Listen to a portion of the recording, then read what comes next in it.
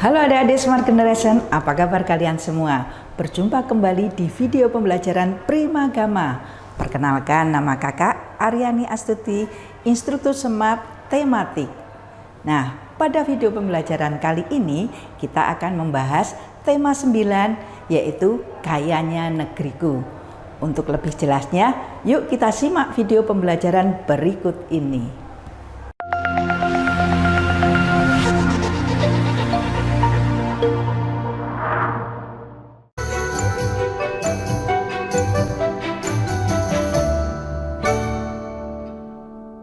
Ya adik-adik, hari ini kita belajar tema 9, yaitu Kayanya Negeriku. Bangsa Indonesia itu sangat kaya sekali, baik kaya sukunya, kemudian sumber daya alamnya, dan juga tentang kepulauannya ya. Nah, nanti kita akan belajar bahasa Indonesia, IPA, kemudian IPS dan PKN. Mari kita belajar bahasa Indonesianya. Nah, bahasa Indonesia ini kita akan belajar KD 3.3 menggali informasi dari seorang tokoh melalui wawancara menggunakan daftar pertanyaan. Nah, adik-adik ada yang tahu wawancara itu apa? Nah, wawancara yaitu percakapan antara dua orang atau lebih dan berlangsung antara narasumber dan pewawancara. Nah, tujuan wawancara untuk mendapatkan informasi yang tepat dari narasumber yang terpercaya. Nah, siapa yang tahu narasumber itu? Narasumber itu adalah orang yang memberikan sebuah informasi. Ya, jadi ketika wawancara harus sesuai dengan yang ingin kita tanyakan. Misalnya kita ingin bertanya tentang cara pembuatan produk tempe. Makanya kita mencari narasumber yang memproduksi tempe, ya. Jangan sampai salah mencari narasumber. Nah, untuk lebih jelasnya, yuk kita simak soal-soal berikut ini. Yang pertama, salah satu pertanyaan yang diajukan untuk mendapatkan data kondisi lingkungan sekitarmu adalah yang A, berapa penghasilan Bapak rata-rata per bulan? Yang B, bagaimana cara memproduksi tempe? Yang C, hewan apa saja yang dapat dijumpai di lingkungan sekitar Bapak? Dan yang D, di mana Bapak mencari bahan dasar produksi? Nah, kita lihat di sini tentang lingkungan. Kalau penghasilan bukan ya. Kemudian bagaimana cara memproduksi tempe? Tidak, yang ditanyakan adalah lingkungan. Jadi jawabannya adalah yang C. Hewan apa saja yang terdapat dijumpai di lingkungan sekitar Bapak ya.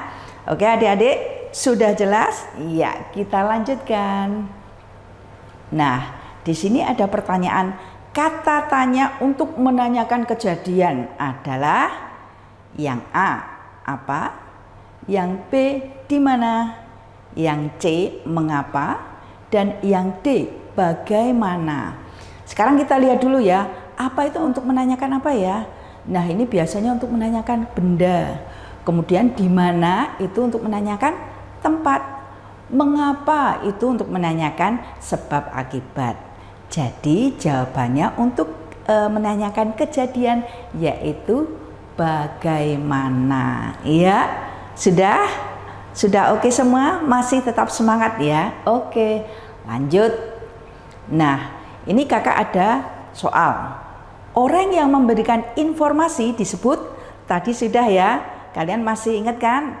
Kita lihat dulu pilihan jawabannya. A, orang tua. B, narasumber. C, nara informasi. Dan D, pewawancara. Ingat, yang memberikan informasi adalah atau disebut dengan narasumber ya. Oke. Nah, sampai di sini sudah mulai lebih jelas lagi adik-adik. Kita lanjut lagi. Nah, percakapan antara dua orang atau lebih, antara narasumber dan pewawancara disebut, tadi masih ingat juga ya, A, wawancara, B, lawan bicara, C, diskusi, dan D, seminar. Nah, ingat percakapan antara dua orang atau lebih disebut apa? Iya betul, wawancara. Kalian masih ingat ya, karena kita juga tadi sudah mempelajari.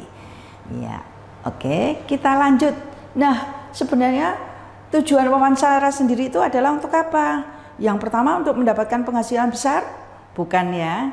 Yang B, mendapatkan kesenangan pribadi? Tidak juga.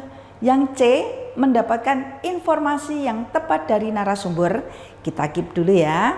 Kemudian yang D, mendapat penghargaan dari pemerintah. Jadi jawaban yang tepat adalah yang C.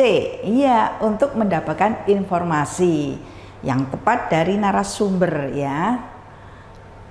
Nah, selanjutnya kita akan belajar IPA, ilmu pengetahuan alam. Nah, adik-adik sudah tahu semua ya. Biasanya kita IPA itu adalah pengetahuan seluruh sekitar kita. Nah, nanti kita akan belajar KD 3.5, mengidentifikasi berbagai sumber energi, perubahan bentuk energi, dan sumber energi alternatif dalam kehidupan sehari-hari. Nah, ada yang tahu sumber energi sendiri itu apa? Oke, kalau begitu kita lihat dulu gambar ini ya. Di sini ada air, ada bendungan ya. Kemudian yang di sini juga ada listrik. Nah, sebenarnya sumber energi itu apa? Sumber energi itu adalah segala sesuatu yang menghasilkan energi, baik yang kecil maupun yang besar. Sumber energi sendiri itu dibedakan menjadi dua, adik-adik, yaitu sumber energi yang terbarukan. Nah, artinya terbarukan ini energi ini berasal dari proses alam yang berkelanjutan. Contohnya nanti ada tenaga surya, kemudian angin, air, panas bumi. Nah, kan kita sudah belajar kemarin ya tentang air. Air itu dari penguapan, kemudian nanti pengembunan, nanti berputar lagi. Nah, seperti itulah sumber energi terbarukan. Kemudian yang kedua yaitu sumber energi tak terbarukan. Artinya ini jumlahnya terbatas, adik-adik, tidak selamanya ada. Nah, ini kalaupun ada itu prosesnya lama sekali, bertahun-tahun ya, bahkan beratus-ratus tahun. Contohnya minyak bumi dan batu bara. Nah, ketika prosesnya menjadi minyak bumi itu harus melalui proses berjuta-juta tahun yang lalu, binatang mati, kemudian menjadi fosil. Nah, perjalanan inilah yang membuat sumber energi tak terbarukan itu menjadi jumlahnya terbatas. Bagaimana adik-adik materi pembelajaran dari video yang kalian simak sebelumnya? Sudah cukup jelas bukan? Nah, adik-adik jangan lupa untuk simak videonya sampai akhir ya. Adik-adik, pernahkah kalian menjumpai kesulitan dalam belajar? Nah, kalau kalian memiliki kesulitan dalam belajar, jangan khawatir, Primagama punya solusinya. Di Primagama, kalian akan mendapatkan fasilitas-fasilitas terbaik yang akan menjawab masalah-masalah kesulitan belajar kalian. Kalian akan mendapatkan masterbook yang berisi penjelasan tentang materi-materi pembelajaran dan juga akan mendapatkan smart exercise yang berisi soal-soal yang akan membantu kalian dalam belajar. Adik-adik, tidak hanya itu, Primagama juga memiliki fasilitas layanan pendalaman materi. Apa saja kira-kira? Ada remedial yaitu pengulangan, dan juga ada enrichment yaitu pengayaan, dan yang terakhir ada consulting yaitu pendampingan dalam mengerjakan tugas-tugas di sekolah. Selain itu, Primagama memiliki metode belajar Smart Solution. Smart Solution ini adalah metode belajar anak cerdas yang akan memudahkan kalian dalam belajar. Untuk kalian, adik-adik sekalian yang ada di jenjang SD, jangan lupa ya, ingat bahwa Primagama memiliki metode belajar tematik integratif yang sama seperti metode pembelajaran kalian di sekolah. Jadi ingat-ingat ya. Adik-adik, bagaimana ya caranya kalau kalian mau mendapatkan fasilitas-fasilitas terbaik dari Primagama? Nah, kalian cukup daftarkan diri kalian ke Primagama terdekat di kotamu. Mari wujudkan merdeka belajar bersama Primagama. Oke adik-adik, untuk melanjutkan materi tadi, kita simak yuk video lagi. Nah, ini soal-soalnya yang harus kita selesaikan. Yang pertama, energi yang dihasilkan dari suara atau bunyi-bunyian disebut A. Energi panas, B. Energi listrik, C. Energi bunyi, dan D. Energi suara. Ingat, hasil bunyi-bunyian berarti adalah energi bunyi ya. Kalau energi panas itu menghasilkan panas, kalau listrik juga menghasilkan listrik. Kalau energi suara itu tidak ada ya adik-adik, adanya energi bunyi. Oke, kita lanjut. Nah, ini kita lihat ada gambar anak laki-laki sedang menerbangkan layang-layang ya. Kita lihat soalnya. Pada gambar di samping, sumber energi yang digunakan adalah A. Air, B. Angin, C. Matahari, dan D. Pasir. Kita lihat di sini, supaya layang-layang terbang itu berarti diterbangkan oleh apa? Ya, betul, oleh angin. Ya, kalian sudah tahu ya. Kita lanjut lagi. Nah, di sini ada mesin cuci, ada penanak nasi, ada setrika, ada AC. Perubahan energi yang menjadi energi panas ditunjuk nomor, ingat menjadi panas. Yang kita lihat dulu ya, mesin cuci itu dari listrik menjadi panas tidak? Oh tidak, energi listrik. Kalau mesin cuci itu energi listrik menjadi energi gerak, berputar ya. Kemudian yang kedua, penanak nasi. Penanak nasi ini listrik menjadi panas, betul? Iya betul, supaya panas kemudian nasinya bisa masak atau matang ya. Kita ambil dulu nomor 2, keep dulu. Kemudian setrika, setrika itu juga sama dek, dari listrik menjadi panas. Nah kalau AC, AC itu sama dengan mesin cuci ya, dari energi listrik menjadi gerak. Sepertinya AC-nya di tempat kita itu diam ya, tapi dia mengeluarkan seperti angin itu. Nah itu di dalamnya sebenarnya bergerak. Nah, kita lihat pilihan jawabannya. Yang A, 1 dan 2. Ingat 1 tadi apa? Menjadi gerak kan? Berarti kita lewati ya, tidak kita pilih. Yang nomor B. Yang B, penanak nasi dan setrika. Kita keep dulu. Yang C, mesin cuci dan AC. Yang D, setrika dan AC. Nah, kalian sudah tahu jawabannya ya? Berarti yang B, penanak nasi dan setrika.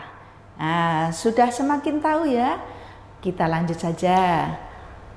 Nah, ini yang termasuk sumber energi tak terbarukan adalah, ingat ya, tak terbarukan. A. Minyak bumi, batu bara, emas. B. Air, angin, panas bumi. C. Air, perak, batu bara. Yang D. Angin, minyak bumi, dan panas bumi. Berarti yang betul adalah tak terbarukan. Yang betul adalah yang A. Minyak bumi, batu bara, emas. Karena prosesnya lama ya, jadi kesulitan untuk memproduksi lagi. Oke, kita lanjut. Nah, di sini ada air, angin, biofuel, termasuk A. Sumber energi tak terbarukan. Yang B. Sumber energi panas tak terbarukan. Yang C. Sumber energi tidak dapat diperbarui. Atau yang D. Sumber energi terbarukan. Ingat ya, air, angin, biofuel berarti kan bisa diolah kembali. Berarti yang D. Sumber energi terbarukan. Oke, sampai di sini masih ada yang ingin ditanyakan adik-adik? Oke, kita lanjut saja ya. Nah, kita akan belajar IPS, Ilmu Pengetahuan Sosial. Nah, IPS ini kita akan belajar KD 31, mengidentifikasi karakteristik ruang dan pemanfaatan sumber daya alam untuk kesejahteraan masyarakat ya. Ya, kita langsung saja ya adik-adik. Oke. Nah, di sini ada gambar pertambangan minyak ini adik-adik. Ini tambang minyak ini di lepas pantai. Pemanfaatan sumber daya alam sendiri untuk apa saja? Kita lihat dulu ya. Nah, sumber daya alam itu yang dimanfaatkan untuk kegiatan ekonomi. Contohnya yaitu ada pertanian, perkebunan, peternakan, dan pertambangan. Nah, inilah soal-soalnya. Kita lihat dulu. Kelapa sawit dapat dimanfaatkan untuk membuat, ingat, siapa yang tidak tahu kelapa sawit? Saya yakin pasti kalian tahu semua ya. Nah, kelapa sawit itu digunakan untuk membuat A. minyak goreng, margarin, bahan baku sabun, atau B. minyak rambut, pasta gigi, margarin. Yang C. bahan baku sabun, pasta gigi, sampo, minyak wangi, minyak goreng, minyak bakar. Ingat, kelapa sawit itu bisa dimanfaatkan untuk yang A sebagai minyak goreng, margarin, bahan baku sabun ya. Kemudian soal selanjutnya, waduk atau bendungan. Tahu ya adik-adik waduk, pernah lihat waduk belum? Nah, waduk itu terdapat di beberapa daerah ya. Nah, waduk atau bendungan salah satunya dimanfaatkan untuk pembangkit tenaga A. cahaya, B. surya, C. listrik, dan D. getar. Oh, tenaga getar. Ada nggak tenaga getar adik-adik? Tidak ada. Oke. Jadi yang tepat jawabannya adalah waduk itu untuk pembangkit tenaga listrik ya, untuk tenaga listrik. Nah, ini yang digunakan adalah airnya. Airnya digunakan, kemudian nanti dia akan mengeluarkan tenaga listrik. Kemudian ini, kalian sudah pernah, ada yang sudah pernah belum ke Wonogiri? Wonogiri itu masuk Jawa Tengah ya adik-adik. Nah, Wonogiri, di sana itu ada nama bendungan. Nama bendungan yang digunakan pembangkit listrik di Wonogiri adalah, kalau yang sudah tahu atau pernah ke sana pasti tahu jawabannya. Yang A. Gajah Mungkur, yang B. Batu Legi, yang C. Wai Semangka, yang D. Wai Begadungan. Ya betul, jawabannya adalah Gajah Mungkur. Gajah Mungkur itu ada di Wonogiri. Nah, bendungan ini di Wonogiri selain untuk pembangkit listrik juga untuk wisata adik-adik. Kalian bisa berwisata ke sana, melihat, dan juga bisa bersenang-senang ya. Nah, untuk soal selanjutnya, di bawah ini produk yang dihasilkan dari olahan minyak bumi, kecuali, ingat ya, kecuali A. cat besi. Cat besi dihasilkan dari olahan minyak bumi ya enggak? Iya ya Dik ya, tidak kita pilih. Yang B. produk plastik, yang C. aspal, dan yang D. kaca. Jadi yang bukan untuk produk hasil olahan minyak bumi adalah kaca. Yang cat besi, produk plastik, aspal, semuanya adalah hasil dari olahan minyak bumi. Nah, adik-adik semakin tahu ya, semakin tambah pengetahuannya dan semakin menyenangkan. Oke, kita lanjut. Di sini ada obat malaria memanfaatkan hasil kebun. Siapa yang tahu hasil kebun apa ini? Malaria itu sakit apa tuh adik-adik? Iya, sakit panas ya. Itu disebabkan karena nyamuk. Biasanya ini yang di dekat hutan-hutan itu nyamuknya yang besar-besar. Nah, obat malaria adalah A. kelapa sawit, yang B. kina, C. tebu, yang D. karet. Kalau tebu untuk obat enggak adik-adik? Enggak ya. Biasanya untuk apa?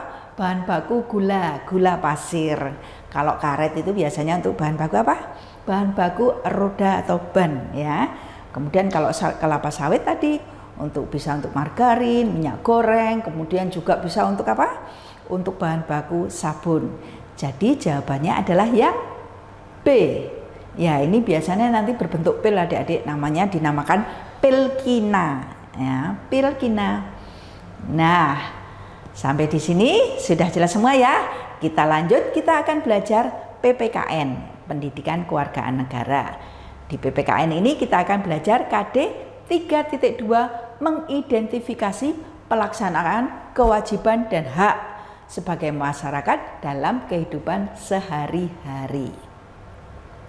Nah, ini ada hak dan kewajiban. Di sini ada gambar timbangan adik-adik antara hak dan kewajiban ya. Nah, Hak sendiri itu apa adik-adik?